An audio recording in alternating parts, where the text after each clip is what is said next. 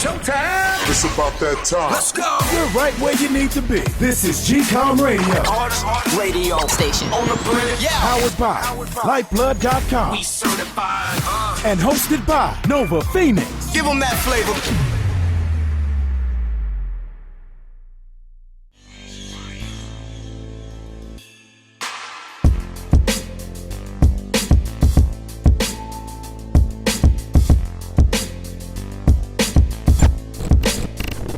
What is going on? What is going on?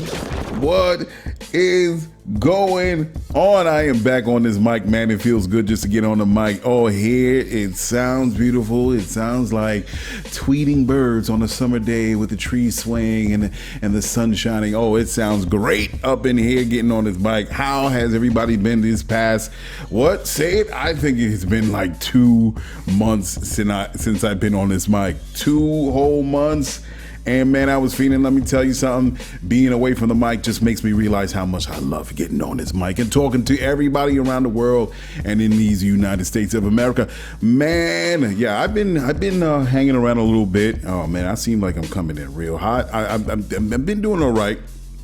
The mic is good. I'm talking to you guys. So let me see if I could just turn down this mic a little bit. If you just give me a second. All right. That sounds a little better. Yeah, man. So I tell you, I just been living life and hanging out with the fam and doing what I got to do. I'm supposed to take a test, as you know. I do. I got to pay bills somehow, and I work in a particular industry where I got to keep up my licenses and stuff. So I had to do that. And I haven't even really finished it yet. I'm like 80% there, 85% there. But you know, now I'm at a point where I can get on the mic and I can do what I got to do. I just had to concentrate in getting that out the way because, you know, who doesn't like more money living in an expensive ass city as New York City? So, you know, I got to do what I got to do, and you never want to put all your eggs in one basket. But now that I've passed those couple of first hurdles, and I'll finish that, and it's going to come in September. But now I can get on this mic. I am not going anywhere, folks. I am not going anywhere. I'm still on right here on GCOM Radio. And yeah, I'm right there at my 200th show. I'm going to make the 200th show. I don't even know who I'm going to have on the 200th show. I'm going to try to get somebody and really like do it up, you know, for the 200th show. Let me tell y'all something, and it ain't gonna stop at the 200th show. It's gonna go on forever because as everyone knows, I used to have a show. It was a TV show on cable access many moons ago when I was young in my 20s, and now I'm here on this mic because I was like, how do I reach people and talk to folk? Because you know, I was the bug bit me many years ago. Now, you know, fast forward to the present day. Right now, I'm on this mic, so I'm not really getting on this mic anytime off of this mic. I mean. I'm going to get to the 400 show, and then after that I'm going to get to the 800 show, and after that it's going to be the 1000th show. So you know where I don't know where I'll be at that point, but I'm still going to be on this mic. I'm telling you, man. So I don't think it's going to be a long one today, but you never know. I always said I was going to do a quick joint, and it never turns out to be like that. Because I have a gift to the gab, you know what I'm saying? Talk. But anyway, let's get it started. Yes, I am your host, Nova Phoenix on GCOM Radio on iHeartRadio. And our first topic of the day is something that it's gonna be the sandwich. This piece of bread is gonna be at the beginning of the show, and I'm gonna throw it on a piece of bread at the end of the show. But I wanted to talk about, you know, a lot of stuff that's related to a woman that's on the come up, and she's a Brooklynite, man, and she's a very vocal and opinionated young black lady, and I appreciate her for sharing everything that is on her mind. And there's some things I'm going to agree with, and there's some things that I'm not going to agree with. Her name is Oluyemi Olurin. Yeah, man. Shout out to her. She blocked me too. She blocked me because I said some stuff. She had a piece about trans folks, and I said, you know, it was the whole thing that was happening with Jess Hilarious and how she had her piece to say about trans folks and trans women, all that. And then, Olurin Olayemi had her piece to say. And I simply was like, yo, she ain't really cursing nobody. She ain't trying to tell them burn them at the stake. She ain't trying to take away rights from trans. All she said was she was having her opinion on what is a woman. I was like, you can't tell her to shut up, because Olayemi was like, she needs to shut up, lady, Robbie. So I'm like, you can't tell her to shut up. She has a right to say what she's going to say. And she very shortly after that blocked me. But it's all good. I mean, what you gonna do? You can't, I wasn't rude. I just said you can't tell her shut the fuck up. I mean, this is what we gonna do. But it is what it is. Well, I'm gonna get to something that happened to her. Of course, whenever you say something on the now new name, the how you say it, the christened with the new name, no longer Twitter, now it is X. So she said some things on X, and it took on, there's some trolls out there, whether they're real or not, out there got at Olayemi, and I thought that was wrong. I'm a person that, I will say that, whether you're right or whether you're wrong, and I will defend people that needs to be defended. And, she more than likely, her personality is going to be like, I don't need any defending. Okay, cool. But I'm still nevertheless going to say my piece, especially on what happened. Anyway, so I'm going to get on that a little bit. And actually, in relation to another story, the whole Keke Palmer thing. Now, yes, the Keke Palmer thing is super old at this point, but it hit so deep amongst the genders, male and female, that even, Olayemi had her piece on her squad, on her podcast. It turns out she's not even on this I forgot the name of the show, but she was like the only black woman on this leftist show, quote unquote. I forgot the name of it. A bunch of white guys. She left. I was like, why did she leave? It turns out that she left because she was getting allegedly bashed from a lot of the, racists on the platform. She was like, you know what? I'm just going to do my own thing. And she got her own thing, and now she got her own sister squad that's on the show for any particular topics. In this case, what happened with Keke Palmer. Now, I was dying laughing. It was funny to me what Keke Palmer did. Everybody knows at this point what Keke Palmer did. She was throwing herself on Ursher. She was playing it up for the camera. She was playing it up for herself. And I was like, God damn. So, Ola had her, I saw the show of her talking with her sister, and they were just basically just getting at Keke Palmer's boyfriend. She was just putting the business on this dude. Now, because of the fact that he tweeted after the show that he didn't like the outfit, blah, de beep. So, I'm like, wait a second, time out. I'm not necessarily agreeing with what he did, but I can kind of understand why he did what he did. Now, if I'm in his shoes, I wouldn't appreciate Keke all over this dude. I wouldn't appreciate she was fawning over Ursher, and then, she was dancing and clothes dancing, and Ursher's a professional. He's done this before many old times. So he knows exactly when to get in and when to get out. And he was playing that. When you watch that video, he played that nice. And it's funny, the comedian is this comedian dude that really broke it down and really took the words out of my mouth and broke down like a sportscaster on an NFL game. He broke down every single move that Ursher was doing. Hopefully I'm saying that right. Usher was doing. And Usher's a professional. And I was laughing my ass off when he was saying that. I was like, that's exactly what Usher did. But I think Keke overstepped her boundaries. She did. She was wearing nice little revealing little dress. Oh, not ensemble. Little piece, little dress, or however you want to say it.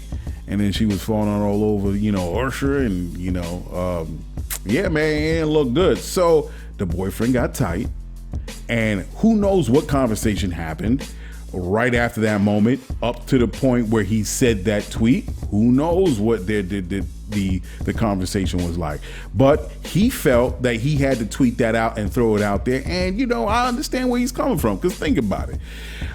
This dude is really about not about really, he's not a name. He's not a mogul. He's just a regular old dude that Keke Palmer decided to pick as her boyfriend, as the father of her child. Okay? So she pretty much is in the position of being the one holding the golden scepter. She takes care of him. He has a business. I think she put on a show on her network because she has her own thing that's going on with putting on shows, production company, and pretty much he's at the whim of Keke Palmer. So, there was probably some discussions or whatever in the past on how you should carry yourself and blah, blah, blah, blah. And, Keke, she's feeling herself a little extra. And so she feels that, hey, man, I can get around and do what I want because my name is Keke Palmer and ain't nobody going to stop me, including the father of my child. So she went and did that. He felt some type of way. Now, imagine, just put yourself in his shoes, right? You see your woman on television fawning over Usher, getting all over him and doing what you do and hugging and you're going to feel some type of way. Now imagine, now you got to step out that door and you got to not only face your peoples, your boys, your family, your homegirls, everybody you don't know, the professionals, your acquaintances, everybody going to look at you sideways like, oh, word. So that's how it goes down here. So I guess Keke put her pants up in here. So we all knew that. But, they going to side eye him. They going to get passive aggressive sayings. They going to say little things under their breath. Yo, he is in a bad position. He's in a bad position. But what can he say? Because he accepted what Keke Palmer was offering. So now he has to deal with that. Now his mind is going crazy, flipping over 25, 30, 45 times. And he was like, yo, I'm being disrespected out in these streets. And if I step out this door, if I play it off cool, if I don't say nothing, I'm going to really look like a simp. And I'm keep it real. He did. I'll be one of those people going to be like, son, I see who you are. Ain't no stepping, because Oprah ain't never did that step. Oprah ain't never did that to stepping. She kept it professional. You know what I mean? But Keke was all over man Usher, and he felt some type of way, and he tweeted it. So, all I was going with a friend talking about, he shouldn't have been like that. Like, yo, Keke couldn't do nothing wrong. She ain't do that. I mean, out of Ola's mouth, all her people, yo, Keke couldn't do nothing wrong. And they was trying to play him like, yo, are you not understanding where he's coming from? Can you not empathize with his feelings in the situation? Because Keke was over the top. You know how I know Keke was over the top? Because when Usher continued to do his business after that whole thing blew up, what happened? He did the same thing to Saweetie. Everybody knows Saweetie, the rapper. Saweetie was keeping it cool. She was stone cold. She was like, yeah, Usher, you could do that, but you ain't going to be having me like Keke. And he was trying to break her, but she was being... She was not, I'm going to stand right here. You ain't going to have me. Like, oh, my God.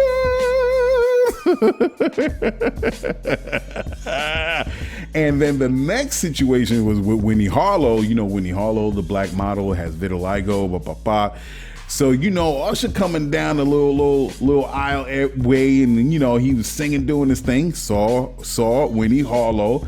Winnie Harlow hopped right on her man lap.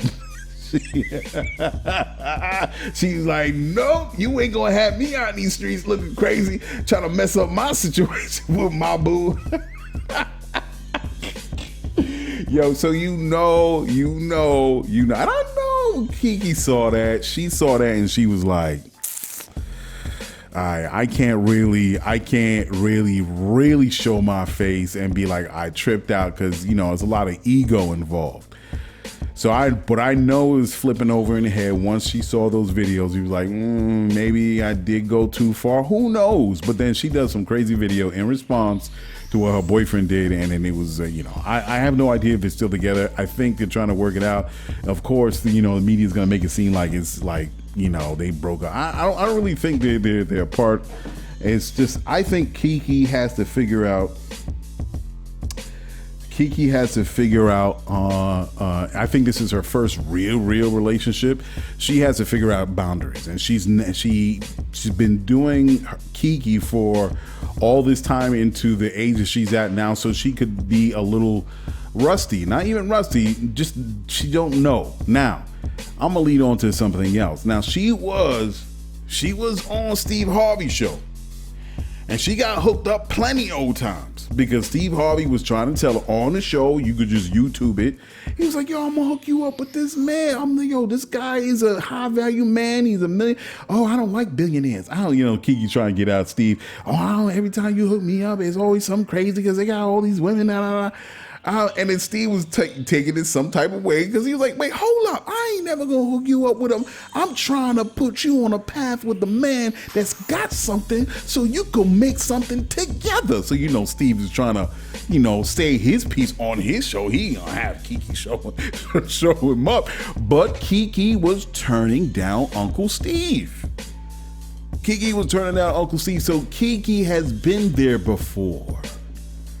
Keke was the woman that talked to a high value man, a billionaire, someone that earns much more than her. And Keke Palmer is no longer Keke Palmer when she's around these guys. She turns into every other woman that's out there because this man is a high value man, is worth a lot, such and so forth. So I'm sure that Keke went down a road where she felt like she wasn't being treated important. She wasn't the number one girl or getting on wife material. She tried before because she explained that to Steve. This leads into the decision that she made with the current baby father. So Keke in her mind is thinking, wait a second, I'm tired of being the one that I don't want to look like the average everyday girl with these men that I'm being set up with that are well off, they're multimillionaires. I want to be the one holding the golden scepter. I want to be the important one. And when Keke was turning down Steve, that is what she was saying without saying it. She didn't want to be like any other woman. She wanted to be in a relationship where she was holding the golden scepter and there's nothing that someone could say. That's why she picked this guy that absolutely he is, no disrespect to him, but in terms of, Hollywood and value of men and, whatever moguls, he is just a regular everyday guy. Why? And even I question it. I'm like, she's going with this guy? I see. So then when she did what she did with Usher, if I'm saying that right, I don't know. Shout out to Usher, man. Love your music, man. Love the brother. This is nothing against you, Usher. This is more of an analysis on Keke Palmer. And a lot of women that are like Keke Palmer. So she was like, yo, I'm not going to be the average. I want to be the one now. We want to go to the scepter. Ain't nobody going to tell me nothing. And that's exactly what happened. Keke was all over Usher, hard body. And even if he disagreed, there's nothing that he can say. You know why? Because she is Keke Palmer. She's not an everyday woman if she were the one that's going to be booed up with a billionaire. And that's what you got. That was the attitude that you got. That was the pushback that you got. Everything that Keke was giving afterwards and doing that dance on the show. She was basically just ruffling her feathers and be like, yeah, I'm Keke Palmer. He can't do nothing because he ain't nobody.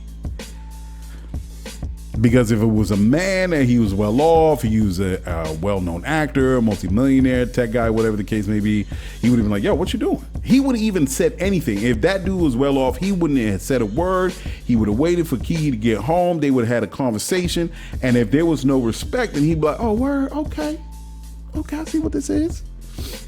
But he had to say something because his ego, he bruised a man's ego. And then someone said, oh, but he had Keke on IG or something, and he was smacking her ass, and she was wearing this provocative clothing, whether it was a dress or whatever the case may be. Yeah, he could do that. That's a man. That's his boo, man. He did that because it's like you taking your woman out and be like, yo, that's me. Ain't nobody else gonna have it. That's me. The same thing with Ice-T and his wife. His wife is a beautiful woman, and he takes her out. He's like, yeah, that's me, but ain't nobody could do what that's mine. I could do that. I could put it on camera because that's me smacking her ass. That's me. That's what men do. But now, she was all over Usher. It changes things, especially in what she was wearing. Crazy. A lot of times guys be like, where you going with that dress on? And then what the woman say? Well, you met me wearing this, how you can say that now I'm going out with my girls? Nah. The situation is different. It's different, fellas. How many guys say that when your wife goes out, when your girlfriend go out? How many guys say that? Whoa, where you going with that thing on? Yeah. I met you, but that's not the situation. We together now, so you gotta tone that down. Remember who you with. You feel me? Come on, guys. Fellas, say what it is. Ladies, say what it is. But you know, that's Keke Palmer. Ain't nobody gonna tell who, what, where, what, how, what she could do. That's Keke Palmer. So, hey, man, I hope they work it out, man. I really do hope that they work it out, and it, you know, it, their relationship, and she learns from her mistakes. He learns from his mistakes, and they can move on and raise a beautiful child, and hopefully have more kids and do what they do. All right. So I'll leave that on the positive end. In terms of movies, oh my God. So Super Mario Brothers, saw Super Mario Brothers, great flick. They were giving a lot of shit to Super Mario Brothers, all right? They were giving a lot of shit to Super Mario. I saw Super Mario. I was like, I got to see this. It went online and streaming, and I saw it. I was like, wait a second, this is actually good. It's not bad. The nostalgia. Because I'm from the time of Atari 5200. What? Atari 5200, right? Atari. That's how far back I go, with the joystick and the red button, blowing the cartridges, sinking them into the deck. That's how from the top. That's how far I go. And I went through my fair share of Nintendos. So when I'm playing Super Mario Brothers, it was nostalgic. It was fantastic. Maybe I gave what's his name too much problems. Voice of Super Mario. I forgot that guy's name. From the movie. Chris Pratt. I when it first played, when I heard the trailer, I was like, Chris Pratt. He don't sound like Super Mario. So I'm like, huh? Bad casting. And I'm kind of like 80% there. Probably they could have picked someone better. Chris Pratt. I don't know if it should have been Chris Pratt. But when I saw the movie, I was like, okay, so he's all right. He's cool. I think there's a comedian, an Italian comedian. I think he would have been a great Super Mario. He's funny. Sebastian Maniscalco. Excuse me if I'm saying that wrong. I saw bits and pieces of his stand-up over the years, and that's a funny dude. He actually played one of the supporting characters named the character named Spike, and he did a great job. I'm saying, all right. Maybe it could have been someone else being, whatever. The Barbenheimer thing. I'm going to see Barbie. A lot of the right leaning cast was like, this is a woke movie. It's a movie of wokeism. Man, that just because they say that, I'm gonna go see it. I'm gonna go see it. If they got a problem with it, I'm going to see Barbie. And I also got to see Oppenheimer. Now, I'm a big fan of Christopher Nolan. I'm a big fan since Memento days. If you haven't seen Memento, please see it. You have to see a Christopher Nolan movie a couple times for it to sink in, and I have no problems with that. Talented director, man, great writer. His brother helps him write his movies. Oppenheimer, heard is a 3-hour. There's a lot of dialogue, so I gotta mentally prepare and physically prepare for this movie. I gotta get some Z's and be fully rested, because I will pass out in the movie theater because they said it was a lot of dialogue, and I'm not gonna front. I fell asleep. And I don't fall asleep for Christopher Nolan movies, but I did fall asleep. What was that war movie he did? I think it was Dunkirk.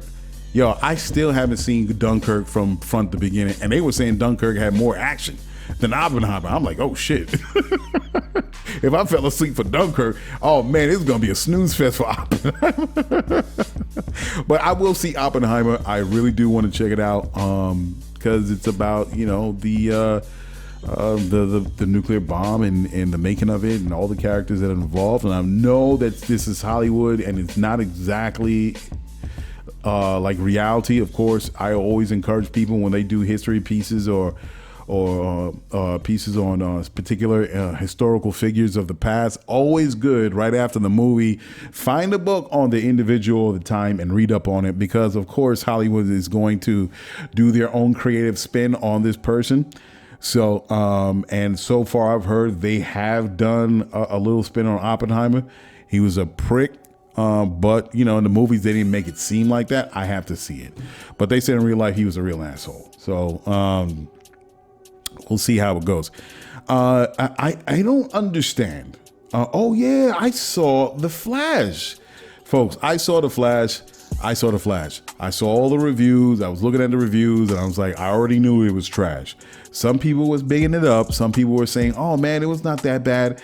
And these are critics that I found online on YouTube, and I would really appreciate it. I'm like, okay, if I really want to get a handle on some of these movies, I'm going to watch this person and this person, that person. And I did, and they did not obliterate this movie. I look at a lot of other movie critics, 3 or 4 or 5 others, just to get like a good understanding of the flick. But there's a core 2 or 3 that I listen to, and this core 2 or 3, oh my God, this movie was bad. And I'm not gonna lie, it was bad. Of course, it was bad from Ezra Miller's standpoint.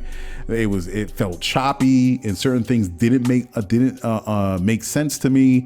The scenes it was just very jagged. I'm like, why this character? I didn't like the portrayal. I didn't like the running for the Flash. I'm like, why is he standing like some statuesque? Why is he standing like that? Why right before he runs? Why is he doing that? And he was still running the same goddamn way as he did in Justice League, Zack Snyder Justice. I'm like, why is he running like that? The character, I like the way he dealt with the character as far as older Barry and younger Barry. Of course, younger Barry being 18, he's a little bit rough around the edges. He's wild, he's loose. He's going to do a lot of goofy, premature things, underage things. So I get that. And you saw that between those two people, older Barry and younger Barry, that I liked. The highlight of the whole Flash movie was, of course, again, nostalgia for me. Michael Keaton as Batman. Fantastic.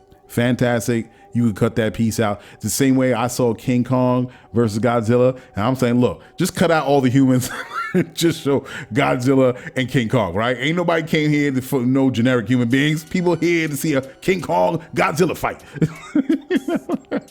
The same way I felt about the Flash. Cut out all the Flash shit and leave Batman. Leave Batman.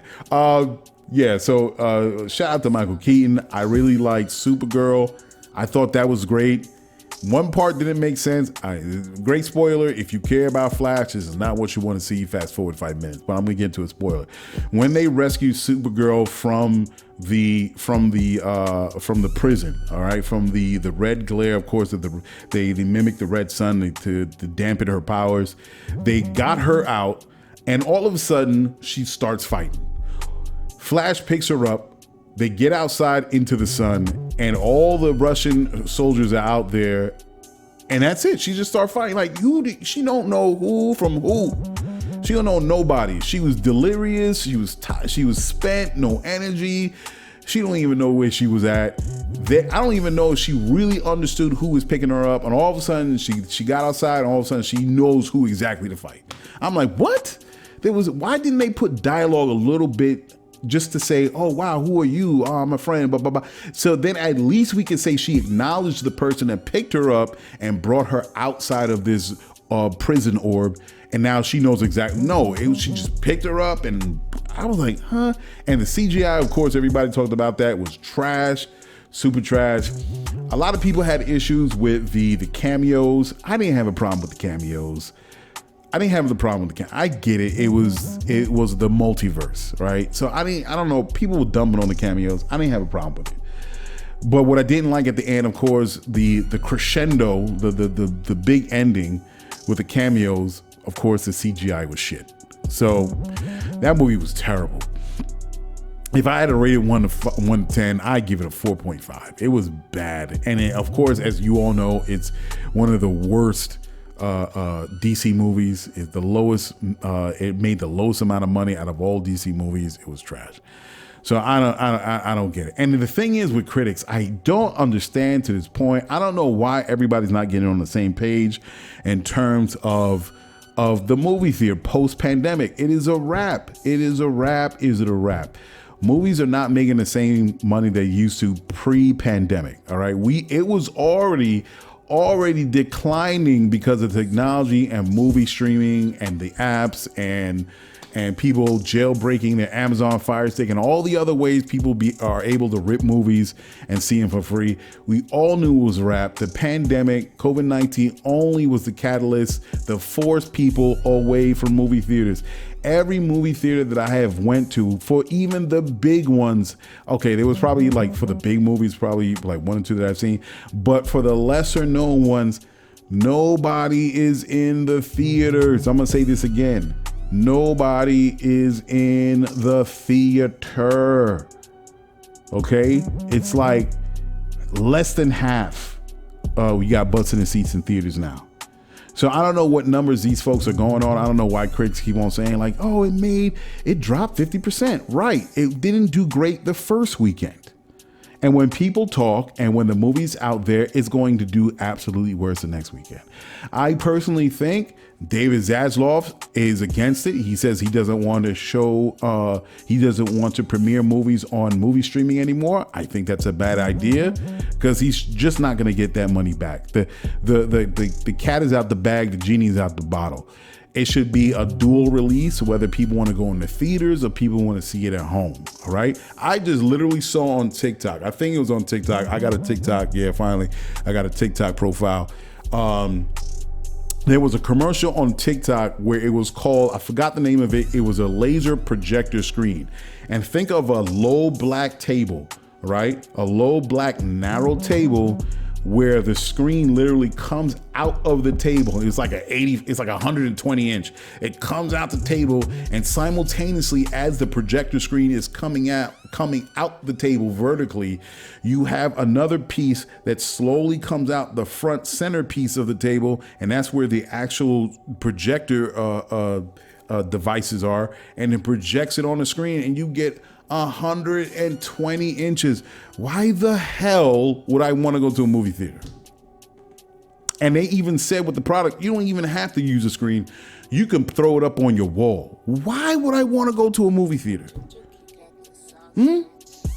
It's a wrap. The movie theater experience is a wrap. Now, certain movies people will go see, but most movies, if people have a smidgen of an idea that this movie is not going to be the experience it's going to be, people will see it home.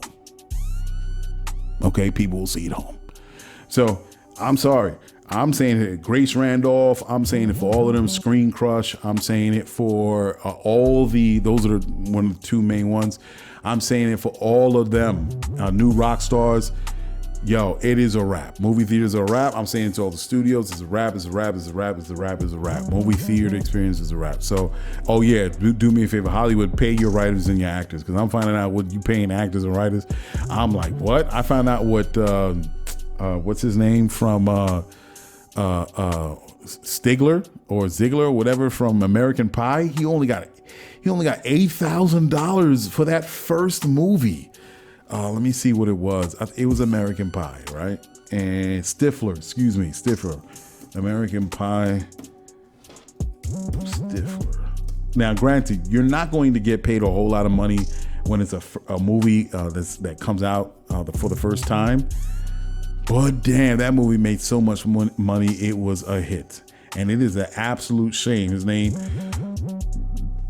name of this actor is Sean Williams. Is that him? Yeah, his name is Sean William Scott. $8,000 for that first American Pie movie. And then actors are coming forward on Twitter and social media saying their residual checks, 1 penny, 2 pennies, 4 pennies. I'm like, what? That's all you made? What? I thought actors was. I know the secondary actors, supporting cast. They're not making a whole lot of money like the primary cast, but I figured it'd be like a blue collar job. They're probably making $2,000 a week. They're probably making $1,500 a week. At least they're on a long running show that's on the Disney channels or whatever channel. They're at least making blue collar wages. $100,000, right? That's what I really thought. They were making $85,000 a season, right? At least they could pay their rent. Yo, so many people was getting paid jack shit. Like, what? Yo, man. I don't know what's up with America and the entertainment business, whether it's movies or music, but the way they treat the talent, amazing. The way they treat the talent like garbage. I'm not talking about some like low level B-rated like breakout great garbage. Like, why don't you pay these people decent wages? If this is their passion, this is what they want to do, and they see themselves being actors to their last dying day, pay them right. Pay them right. It don't gotta be millions of dollars, especially from the supporting cast. Give them blue collar wages, $100,000 a semester, a season. What am I saying? Semester, a season, and then they could figure out what they're gonna do on another project. But pay these people, god damn it! Especially Sean Scott on American Pie. They can't get some sort of residual. Okay, you get $8,000 now. If the movie stands to do well, you get 2% of, I don't know, 1% of something. So they at least, if they get their first check, it's like $10,000 on a hit movie. Okay, $20,000. That's not bad. Just keep hustling. Of course, the movie does well, they renegotiate the contract on the sequel. But god damn.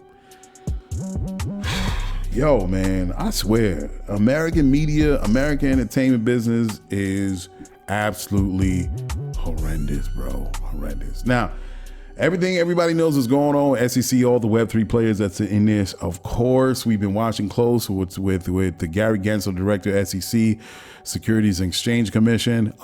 They're steadily battling out, trying to stall and bullshit and misdirect and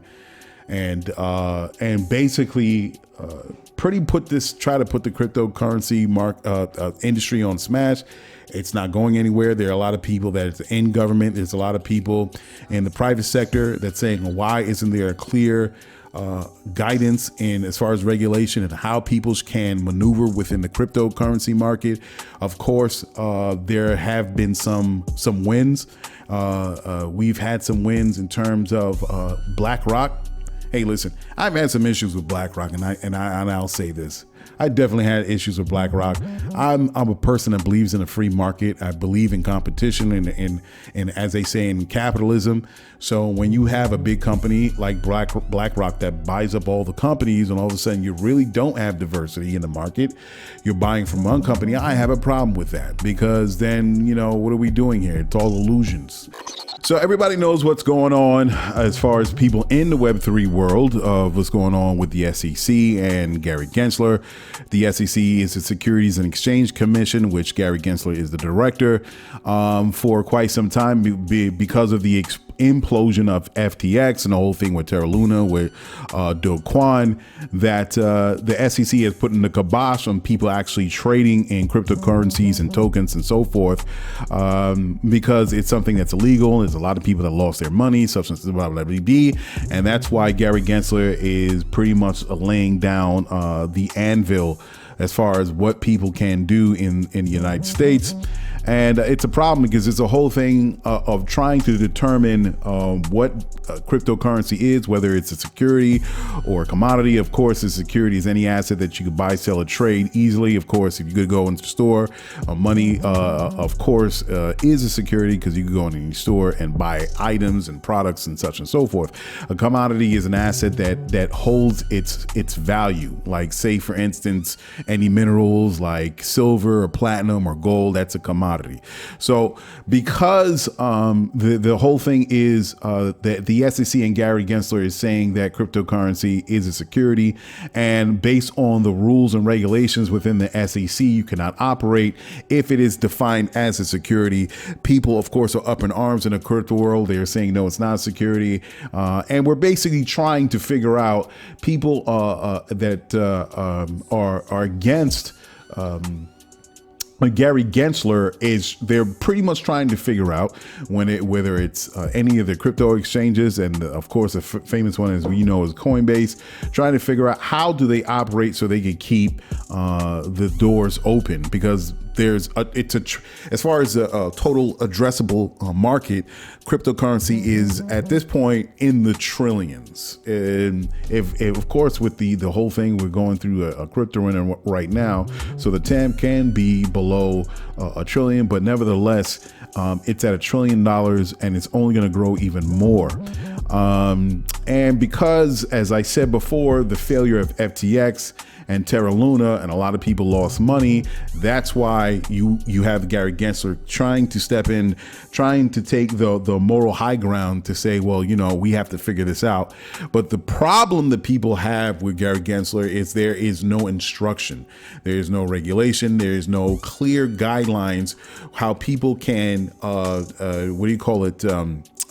step to the SEC, file the proper paperwork in order to keep their doors open if they're running exchanges, if they own a coin, whether it's Ethereum or Decentraland or Solana. They're trying to figure it out. So that is the whole hoopla that's going on right now. There has been a win. XRP has, based on a ruling with the judge, they're saying that XRP is not a security and they can still operate. And you guys could go into the minutia on how is XRP considered not a security. And because I don't want to get into the details, I don't think that's right now. I want to get into. I just want to give people a broad understanding of what is happening with Gary Gensler, the SEC, and how people are moving about. But through a judge's ruling, which may not be such a solid win, because another judge ruled that negates the previous ruling that the XRP is not considered a security and they're able to operate. And I tried, when that win did come up for XRP, I was trying to look on Coinbase or on what's the other one? I'm on Robinhood, trying to see if I could buy some XRP, because they were saying, oh my God, because of the good news, the value of XRP was growing, and it's still not supported. I went on Coinbase and XRP is not supported. They said, I forgot what they said, where you can actually access it, but I said, you know what, forget it. I'm going to keep watching and see what's happening. So the change so far, the big news as of recent, of course, is you have one of the largest asset management companies or firms has submitted an application for them to actually buy, sell, and trade crypto, and considering it an ETF, a spot Bitcoin ETF, by putting it into a trust, and that is Blackrock, one of the largest asset management firms. But it's just not Blackrock, it's also Grayscale, it's Wisdom Tree, it's Invesco, it's Valkyrie, Bitwise. All of these asset management companies are trying or are putting in the application so the SEC can review it, so they're able to actually operate on buy, sell, or trade Bitcoin in that manner in this trust. That is very good news, because if the BlackRock can get their application accepted, that means a lot as far as how people can move in terms of presenting their own coins as an ETF, or what it can mean, where it could spill over to say, okay, if you're going to consider that something that you can buy, sell, or trade behind BlackRock and all these other asset management companies, how else can we do our thing when we have our own token that we want to present? So that's going through, and a lot of people are talking. The experts are saying it's possible they can be denied BlackRock, but then the others are saying it's a possibility for BlackRock's application to be denied, but that is highly unlikely, because they are the biggest asset management company. They pretty much own like half the world. So it would be impossible for Gary Gensler, the SEC, to turn them down. So the thing is with this Blackrock Bitcoin trust and all these other asset management companies, a trust is pretty much, when it comes to a Bitcoin trust, it's pretty much where it's a trustee or a third party company or firm like Blackrock will hold Bitcoin assets on behalf of institutional investors in order for them to trade through their brokerage or retirement accounts rather than crypto exchanges like Coinbase, wallets, or key or storage issues. And the reason why these institutional, as far as I can understand, why they would rather put it under the watchful eye of BlackRock and all these other asset management companies, because they do not want to get into risking their what they own, their assets on wallets and exchanges, because so of course the rumors, and I can't just say rumors, but the actual unfortunate outcomes of people losing their money, whether they give up their private keys or rug pulling of trying to kind of navigate through the exchanges, and especially when it comes to NFT marketplace, and many other ways where they're really unsure how they can hold on to their assets like Bitcoin. So they decided to put it into a trust. This third party company is going to handle it. It's not going to be on any exchanges like Coinbase, but BlackRock will hold on to it. Now, the crazy thing about that is, hold on to folks, so you can invest Bitcoin into this asset management company fund, and it will become within the Bitcoin trust, and it will be a Bitcoin ETF once the filing goes through. And they call it spot Bitcoin. And spot Bitcoin, it's a word in the trading, spot trading, where traders buy assets with the hope of selling at a higher price in the future. And it's all in the market where, in terms of the crypto assets, where they can instantaneously be exchanged or settled. It's, they call it the spot market, whatever like that. So it's considered spot trading. It's just a fancy word that they're using as in terms of shares, right? You could spot trade shares, whatever the case may be, or any one of those financial instruments that they use in order to make money by selling and trading. So they call it a spot Bitcoin ETF, and the ETF is just exchange traded funds. That's just another way where they're saying funds are traded on exchanges like the stock market, hence the word stock market exchange, or Wall Street exchange, whatever they want to call it. So all of this is just fancy words to say is we do not trust where Bitcoin is sitting within as far as Coinbase. We want to put it into an institutional firm that's going to hold our Bitcoin, and then as they hold it, we're able to buy shares from it in order to make money off of the Bitcoin that's being held in this Bitcoin trust on the stock market. And that's amazing to me, because let me tell you, now, in order for you to put your Bitcoin into a trust, you basically have to go through a screening. And this is only for institutional investors. You got to already have buku dollars. So they do a financial background on you, a check on you. And then if you meet their criteria, then you can invest your Bitcoin into the trust. So I think they say that at the minimum you can invest into a trust is 50,000. So, and say you have 50,000 Bitcoin, you put it into GBTC. That's the Grayscale Asset Management Bitcoin Trust fund. So you invest $50,000 of Bitcoin into this trust. And now GBTC is able to buy and sell stocks or shares from the trust on the stock market exchange. That is crazy. So not only do you own the $50,000 of Bitcoin within the trust that they are stewarding, but now you can also buy shares of the trust and make money on the stock market exchange. That is crazy. And of course, from common sense, how you make money off of these shares is based on the value of Bitcoin in the world, or on Coinbase or any one of the exchanges under the watchful eye of these third-party folks that's watching your money. So if Bitcoin does great, of course, that increases the value of the trust, which in turn increases the value of the shares that you bought that's on the stock market exchange. That is bananas. Let me tell you. If I'm wrong, tell me, people, am I wrong? Because me reading up on this and trying to figure out and understand how these things or these how these investments are made, these financial instruments are put out there in order for people to make money. I try my best to understand it and see how money is made. Now, I don't mind a trust. Now, if this is what they're doing, this is what they're doing. If I have money, I will take that.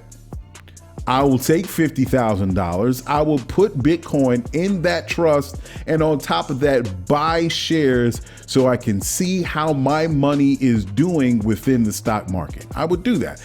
The regular blue collar worker, they do not have that type of money in order to invest and see what they can do long term. They don't have that type of money. That's why I said a lot of these Bitcoin trust funds, they that's why they do the background check to see if you basically Daddy Warbucks and you got the money to really put up. And of course, there's a whole bunch of fees and involved with that when you have your Bitcoin and its trust and all that. It's just all these type of things. They just want to make sure that you got the dough, so they can see what's happening. So that broker, I guess you call them a broker, the person that's overseeing your stocks or whatever in the trust, is being handled. So it's amazing. It's amazing. So I don't have a problem with it.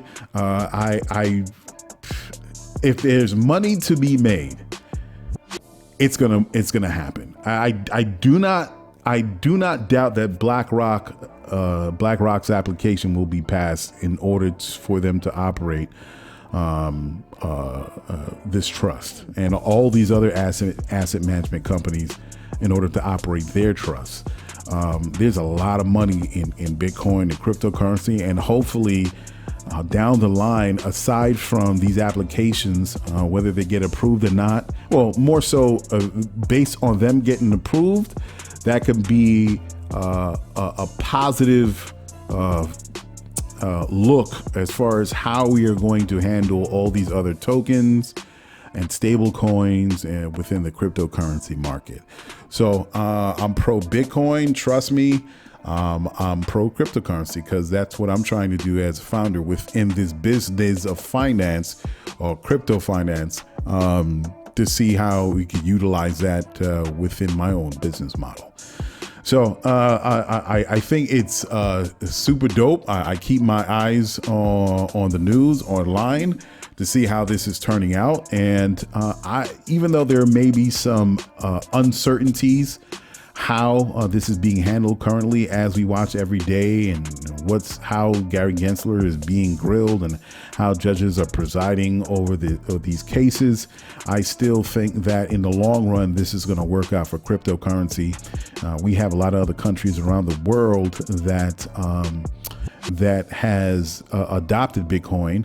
And the Winklevosses are the twin brothers who were at the very beginning phase of Facebook, of course, with Mark Zuckerberg. We all know that story. We saw the Social Network. I think that's what the movie was called, and had the Winklevosses in it. Well, when this thing all went down with the SEC and everybody was getting sued and all this thing started, of course, people bounced because the world is a big place. It's not just the United States. The Winklevosses went to the UK because the UK, they do have regulations clear and concise on how to operate within the cryptocurrency market. The Winklevosses went to the UK, and I'm with it. I would love to do that myself when I go, not just to the UK, to the other places, but I plan to look into other areas around the world, like Asia, like Africa, like South America, and see how I can operate LyfebloodDAO within the cryptocurrency market. And yes, once in the proper position, I will be an investor in one of these asset management company, Bitcoin Trust. Hey man, if that's the market, that's the market, right? Let's see how it flows. All right, so on to some other things. I'll say, how much time do I have? How much time do I have? Let me see here. Let me just see here, folks. Let me just see here. How much time do I have?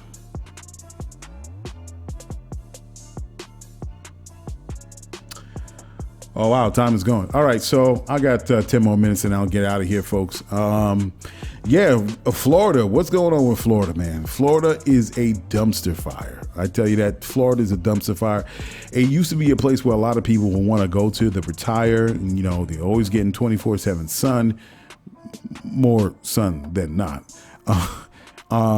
But, you know, of course, with Governor DeSantis, your favorite governor, has a way of really turning things upside down. And I saw a TikTok of a guy that moved. He was from New York and eventually moved to Florida. And he was like, Florida is not what it used to be, what people initially moved to Florida for. I mean, there's a whole bunch of things going on. As everybody knows, if people don't know, insurance companies are ditching their customers.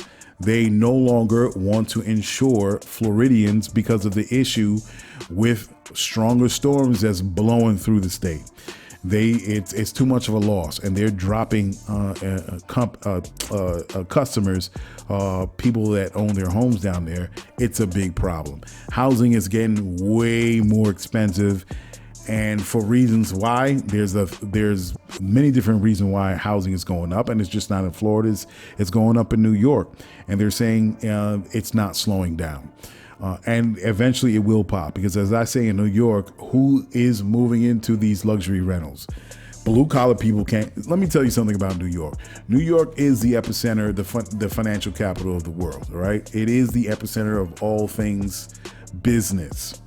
And you had back in the day, you had the rich people, you had the Upper East Side, you had the Village. There were rich folks that were and are residents of New York City. The West Side everybody knew the West Side was new money and the East Side was old money. But at the same time, there was always a place for blue collar people to live. The firefighters, the cops, the nurses, people that have made their way in New York back in the days in the 80s and 90s. Now, New York is turning into a place where there is no in between. It's only the destitute and the filthy freaking rich. And all these luxury rentals that are coming up, I want to know who the hell is moving into these joints. So it's just not New York City, but it's all the major cities. And I can't see how this is sustainable if the people that the blue collar workers that you expect to come to work every day, and you're only paying them 85, 95, 100,000, 125,000, 130. They cannot afford the price of some of these rentals. They can't afford the mortgages to some of these houses. So at some point, it will pop. So, and that's what's happening in Florida right now. And it's not looking good, especially when it comes to black folk and how education, they want to say that the slaves benefited from slavery by the skills that they acquired. Yo, man, they are bugging. They all bugging. I don't know how anybody can stay in Florida, black folk, but you stay where you stay. And if you poor and you can't move, you just going to have to deal with it. And I'm just hoping that the Floridians down there really fucking, do what they need to do and push back on this bullshit that's happening in Florida. But that dude did say, he was like, man, Florida is not looking good right now. It's not looking good. It's not a place to live anymore. And funny that I bumped into a website. Actually, I think it was a tweet or something like that. They're saying the top 10 cities where people are moving out of. And you could probably Google it yourself or YouTube it or Twitter, find it on Twitter or something. Find it on X. But let me tell you something. They're saying the 3 out of the top 10 cities that people are moving out of are all in Texas. Now, let me tell you something. I've been looking at the homes down there in Texas and they looking fantabulous, I tell you, at the prices they're giving it. But with the bullshit politics that's going down there in Texas, I understand. Ain't nobody want to live in some draconian state or some highly oppressive place and you can't be who you want to be. And then, nah, man, especially when it comes to women, when it comes to African-American people, when it comes to the LGBTQ community, they're like, yo, why am I staying here, yo? It was cool before and people was leaving LA and moving to Texas. But people do not want to live in such an oppressive state, and they're gonna like, you know what? I'm bouncing out of here. And I was surprised it was Texas that was getting caught up in that. It was crazy. So yeah, Florida is not doing any good. Now, my last thing I want to say on the show, but you know what the question is? I want to know what states people are moving to. If Florida ain't the biz no more, where are they going? To Georgia, North Carolina? They going to where they going? South Carolina? They going to not Mississippi. Yeah, that's crazy. Where are they going to where it's a little bit less crazy and they can still kind of have that southern flavor and things are not too expensive. I wonder where people are going. I got to look that up. So the last thing I want to say, and it's in relation to Olayemi Olurin. Okay, so she said her piece, and this is for my black folk out there. I want everybody to listen to the show. God damn it, I want everybody to listen to this goddamn show. But in particular, my target is black folk, African Americans, people around the world that are black, whoever. I speak to everybody. I don't care where you're from, but when it comes to issues that affect me in particular and my folks that look like me, yes, I'm talking to y'all. So I'm talking to my black folk right now, and Olayemi Olurin. She was talking on the mic, and she said her business. And of course, this is a growing trend that's happening. And I spoke about this on this platform before. This growing trend where we have the FBA movement and the ADOS movement, and it's so toxic. I'm up to the top of my hairs with it. This bullshit that's happening on Twitter, and Twitter ain't what it used to be, man. It's been a dumpster fire since Elon decided to come back and under the guise of free speech or pushing that, he's bringing back all the toxic shit and the racism and the biases and all that. Our people are losing steam for being on Twitter, but people are still hanging out there. Olayemi's been on this joint, and she said something. And of course, it was that FBA toxic. Now, let me tell y'all people something. A lot of the bullshit, and they actually shared the top, matter of fact, it was on Twitter, and they were saying the top 10 companies or something, some top companies, and they said they have X amount of millions of followers, but like 200 likes, 10 reshares, very minimal as far as the interactions on their tweets. And the point they were trying to make is a lot of the activity that's happening on Twitter is fake. A lot of them are bots. Like companies like, say, take Daily News, and they have 2 million or 5 million followers. Some of them, or I'm just throwing out a company there, they don't get a lot of huge responses from the people that follow them. And that goes to show, that's saying that a lot of the people that are following these major companies that have accounts on Twitter, they're fake. A lot of them are fake. So there can be bots, and I've seen that. I've seen exposés where out in China or I think Japan or something like that. I think it's more likely China, where they have rows and rows of phones with accounts, and somehow it's automated to send out tweets. So a lot of the responses that people are getting, a lot of from the celebrities, the responses that they're getting, negative ones at that, more than likely are bots. And if they're not bots, there are people that are just trying to get a rise out of whatever that you say. I mean, it's so bad on Twitter. You could say, I like oranges more than I like apples.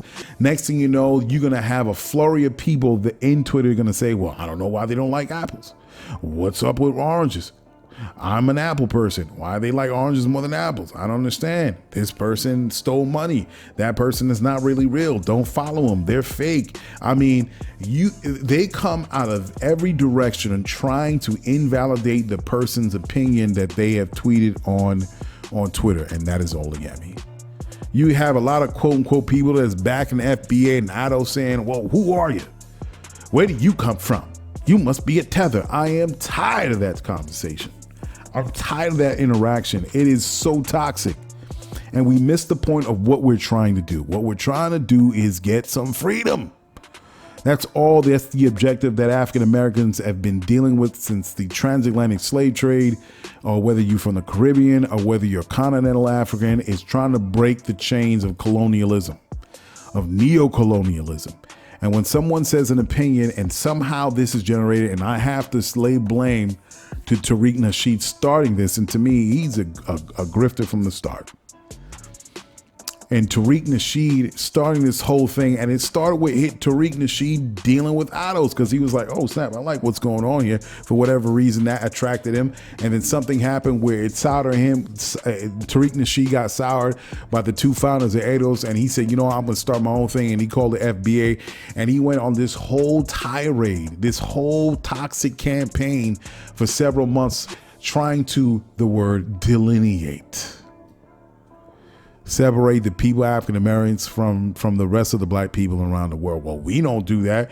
They trying to lump us all together. They the one doing the crimes. They did. This is FBA. We do this. I'm not trying to knock anybody's FBA. That's not what I'm trying to do. If African Americans or black Americans, whatever you want to call yourself, that's a whole nother thing. They say, well, I'm not African American. I'm not even African. I'm here. I'm born here. I'm born and raised. I'm black. What is black? What does black mean? Where does black come from? How do you identify yourself as a color?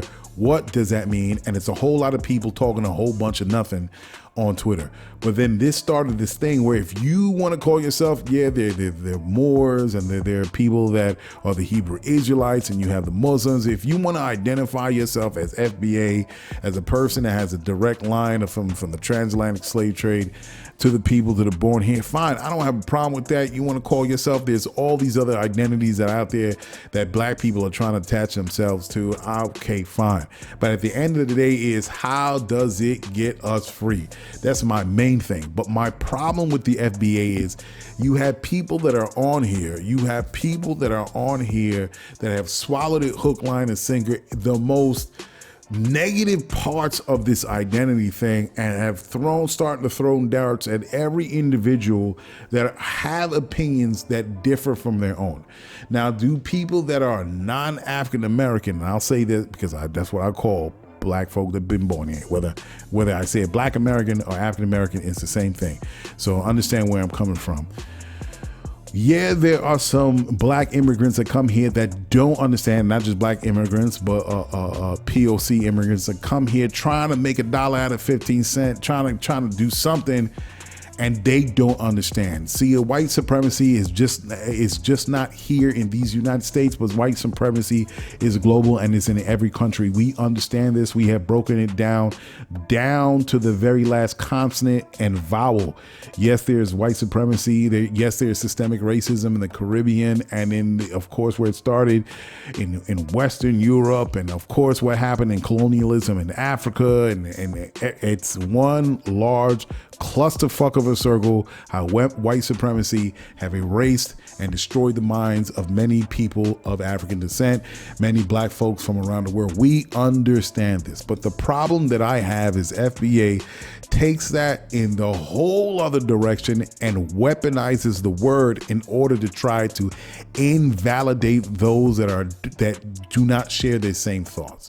And usually it's not that much different. It's not oil and water. They just think 2 degrees off from what they think. But no, you can't have any other thought, and all of a sudden you're a tether. You're not a black American. You can't speak for us. And then here's what I'm talking about. Some of these very people that are tweeting can be bots. They can be bots. Well, what happens, these things start to spin and they create a mind of your own, and then you have actual celebrities and people that gravitate towards this thing, and without having enough critical thinking or enough thought, they haven't read any books, they haven't done any research, they haven't done any personal journey of self-discovery. They just see a couple of words that someone said, Tariq Nasheed, and he speaks very well, he's very eloquent, he's very charismatic. All of a sudden, you have people that would be like, well, you know what? I am a black American. They haven't done any work. They haven't done any work. And they take that same poisonous talk and they start shitting it on everybody that does not exactly think like them. And it's becoming a problem. Now, the funny thing is, we have always had issues of saying certain black immigrants that come here and don't see the big picture of the suffering, the whole black American or African American experience. So they're a little short-sighted, but they have been corrected through the years. They've been put back in line like, yo, you got to learn the history. And it was done with love. Yo, read this book, check this out, bop, bop, bop, bop.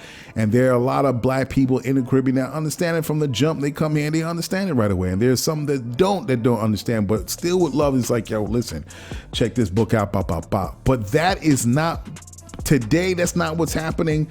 That happened in yesteryear, 20 years ago.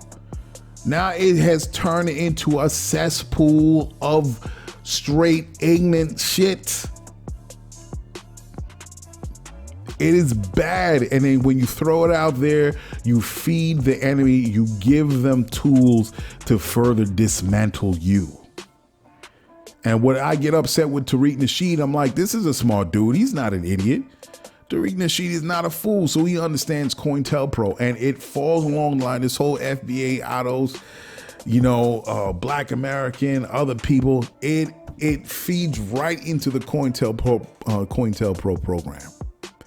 If people don't understand what the COINTELPRO program, it started back in the 1960s and 70s, officially probably 1956, but then of course in the 1960s and 70s, where the director of the FBI, J. Edgar Hoover, started in order to disrupt the black organizations of the time. And not just the black power movements of the time, but also the anti-war movement, AIM, American Indian movement, the Puerto Rican Young Lords, the Black Panther Party on top of that, the Black Panther Party, and other organizations.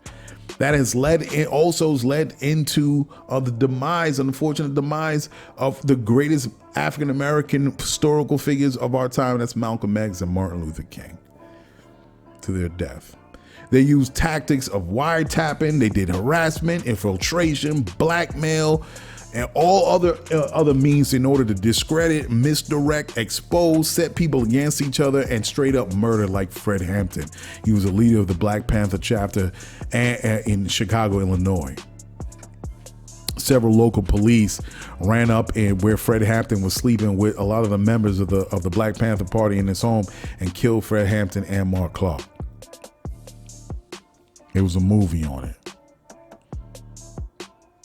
They created a rift between Eldridge Cleaver. He was a minister of information for the Black Panther Party, and Huey P. Newton, who was the original founding member of the Black Panther Party. The Black Panther Party, and they did it through letters. They did it through other documents. Yo, they even had, and I just found out doing a little sleuth, they even collected over 2,000 pages on the author and activist James Baldwin. That's how real the COINTELPRO, and that's short for Counterintelligence Program. There have been many documentaries and interviews of the actual spies that says, yeah, man, I work for the FBI. I did this for this long. I forgot the name of this brother. He was on a show called Like It Is. I used to watch that show all the time back in the day when I was young. It came on Sundays with, what's his name? The host. Man, I watched that show religiously, and it was black knowledge. Gil Noble, he passed away. Gil Noble passed away, but it was the longest running show. They tried to cancel him towards the end, but he got enough signatures where he pushed them off. Gil Noble with Like It Is, and he interviewed many years ago a dude who was a spy for the FBI, and he infiltrated the organization, and he laid it out. I forgot this dude's name, but he was very frank, and he broke it down. He's like, yeah, boom, boom, boom, boom. Why do I bring that up? I bring that up because in his attempt to get the bag, and I feel so, Tariq Nasheed to get the bag, and he created this whole thing called FBA, he didn't really care about what was going to be the impact of this whole thing, where it was going to grow to, how it was going to grow, what it was going to grow into. And I don't even think he cares, because the bag he's getting the bag along all the way. Now, if you do the backstory on Tariq Nasheed, my man was a hustler. Not even knocking it. He was a hustler. doing dating shows and relationship books and pimp this, pimp that. Yeah, I get it, no doubt. And it came to the point when we fast forwarded, he created the Hidden Colors, because I'm sure he read, and we in the same age bracket. I know the books he read. I know the people that he's read from the Afrocentric period, when you had a lot of the brothers, the true scholars that did the knowledge, went to school, went to college, did the work, was out in the field for years and years, because that's how, when you do scholarly work, it's not something that you just toss and insulting words at each other on some Twitter or some YouTube. You hunker down and you do the work. And a lot of the knowledge of that time was released and published, and a lot of black folk was reading them. I'm sure he caught wind of it. Okay? But he did a little spin on it, because we live in the age of the social media influencer. And it's not about what's true. It's not about facts. It's not about being real and sharing like how it was back in the day. It's about how many clicks can you get? How much attention can you get? How sensational can you get in order to get the clicks and the likes? So it got to the point where this creator became a life of his own. And I'm not the only one. There are other people out there, regardless of whatever their identity is, they have straight up broken down his whole grift. And now it's become this. You got to say something. All of a sudden they try to invalidate you. Be like, well, you know, where you from? That's not how it goes, man. And they try to shit on other continental Africans, saying, well, they don't like black people. It's that same old bullshit that we've been dealing with back in the 80s, and we were talking about through the 90s and 2000s, and we were slowly breaking that down. And we were getting to the point where people were joining together, continental Africans and African Americans, seeing people in the Caribbean. When it was getting to that point where we was getting past that stupid talk, this motherfucker wants to reignite the whole thing. And do you have ignorant people from the continental Africa? No doubt you got ignorant people that say such things like that. But all at the same time, you have a lot of African Americans repatriating back to countries in Africa. Thousands in Ghana. A whole lot to Kenya, South Africa. You even got the presidents in certain countries in Africa right now saying, I think the Ugandan president was like, you know what, we took part. We were wrong. We were short-sighted in terms of our brothers and sisters that got sold off, and we want you guys to come back home. Calling on African Americans to come back home. The Kenyan president said the same thing. They're doing away with visas. The same thing that a lot of other brothers and sisters that of important political positions in Africa are saying, yo, come back home. Akon talking about come back home. But then you have the people that are brainwashed that don't know shit from shite and say, yo, we ain't going over there. We got nothing to do with that. And all the while you have white folks that don't care about Africa flying over in droves to Africa, that don't give two shits about what's happening in Africa, flying over there. And while people are getting caught up in the bullshit trivialities of FBA and ADOS and saying, well, you know, I'm not really African. I ain't from there. My people haven't been there in generations. I don't understand why you call me that. There was some basketball player that said that bullshit. A basketball player that got his own podcast. Dark-skinned dude. And I didn't know he was a basketball player, and this dude was talking craziness. He had beef with somebody, and now he got a show because he talked reckless, and he's one of the latest ones that now taking up this FBA thing. He's like, yo, I'm Black American. I ain't from Africa. I ain't from me. I'm like, what are you talking about? I wish I could find out who this dude is. It's a tall dude. Tall dude. I'm about to try to identify a basketball player by saying tall and dark skinned. Dude, that's the whole league. Damn, I wish I could find him. And he was like, I'm not black. I'm not African. I'm black. I don't know what they talking about. My family haven't been there in generations. I ain't got nothing to do with that. Man. You know what I mean? Man, I can't. Oh man, it's one of those dudes that you that dude was talking so much shit. I'm like, and when you listen to him, you be like, this is the ignorance. This is because you haven't done no work, no reading, nothing. And so you pick that up from somewhere and saying, oh, I'm not that. Let me see if I can find it here. Let me see if I can find it here.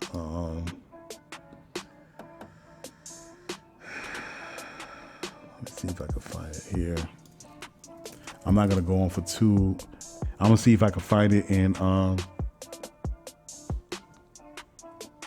was talking so much shit. Oh, my God. I wish I could find out this dude's name. Oh, my God. He said it on a tweet or an IG post or something of that sort. He was talking crazy. I'm like, I'm just standing at this, watching this goddamn video, and I'm like, this Negro, he don't know shit about himself. So when you always know when a fool talking. When he say 2 + 2 = 5, and he'll try to give you the whole rundown of why 2 + 2 = 5, you know from the very first syllable that he opened his mouth that this dude ain't do no work. He ain't do no reading. And because he feels like he got money, he got attention, somehow that translates into, I don't know why my cat is scratching. What is this dude scratching at? Oh my God, my cat's scratching at something. Dude.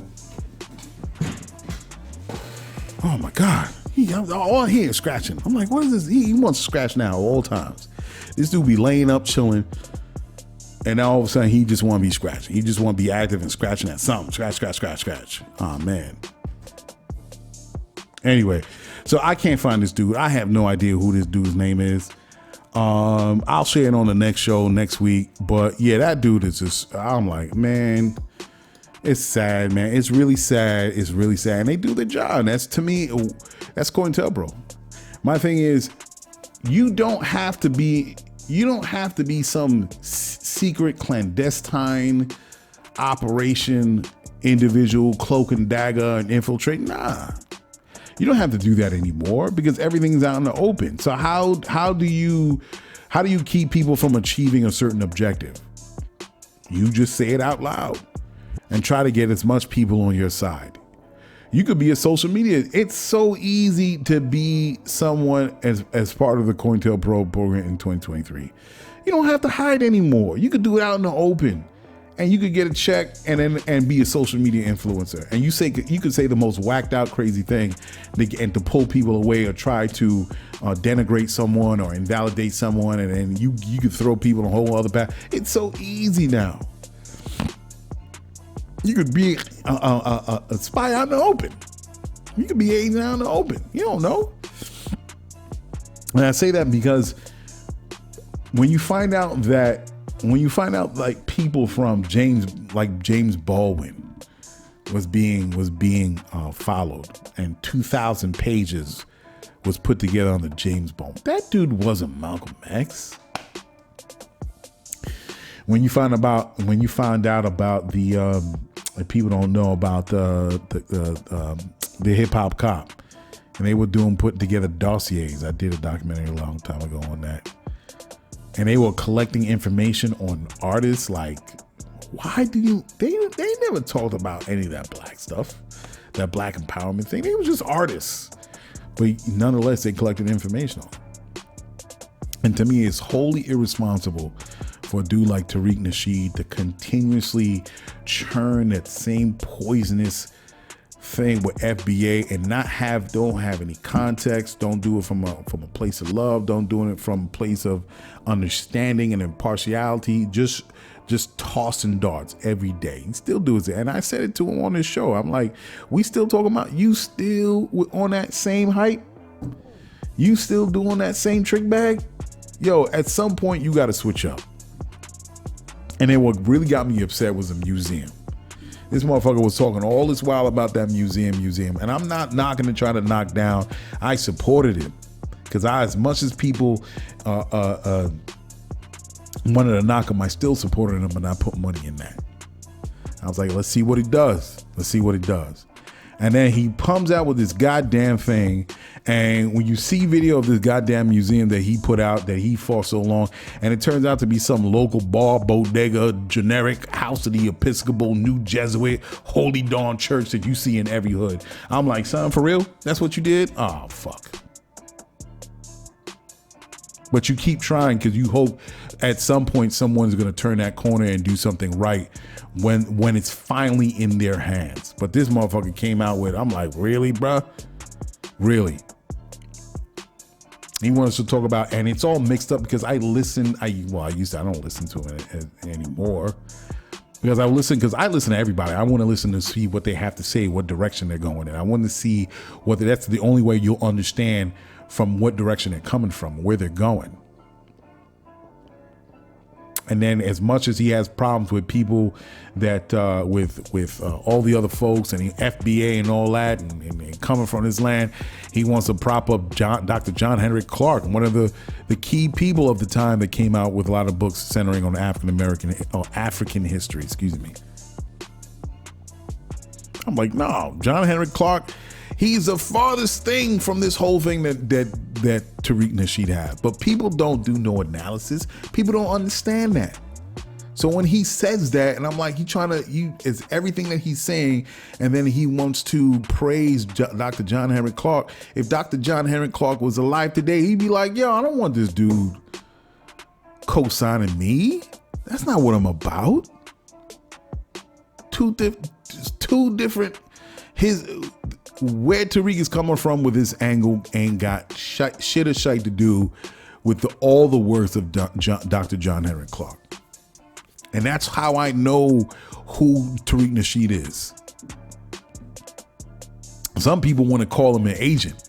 Some people want to be like, yo, this dude is so focused. This guy is so super focused on splitting people apart. Damn, he doing the work for the letter squads. Hey.